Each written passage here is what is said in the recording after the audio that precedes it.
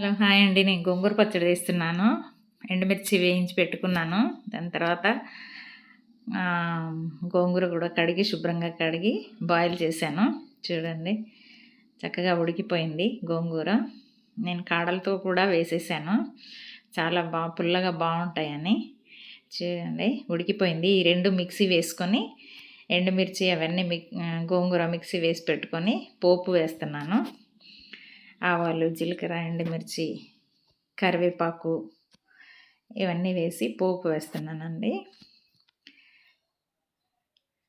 చక్కగా పోపు మంచిగా వేగాక నేను ముందుగానే మిక్సీ చేసి పెట్టుకున్న పచ్చడి, గోంగూర పచ్చడి ఇందులో వేసి కలుపుతున్నాను. పోపులో వేసి గోంగూర పచ్చడి చాలా బాగుంటుందండి. అన్నిట్లోకి, రైస్లోకి అన్నిట్లోకి బాగుంటుంది. నెయ్యి వేసుకొని తింటే రైస్లోకి ఇంకా చాలా బాగుంటుంది. ఈ వీడియో మీకు నచ్చినట్లయితే లైక్ చేయండి, సబ్స్క్రైబ్ చేసుకోండి, నన్ను సపోర్ట్ చేయండి. కొత్తగా చూసే వాళ్ళు ఎవరైనా ఉంటే ప్లీజ్ లైక్ చేయండి, సబ్స్క్రైబ్ చేసుకోండి, నన్ను సపోర్ట్ చేయండి. పచ్చడి రెడీ అయిపోయిందండి. Thank you.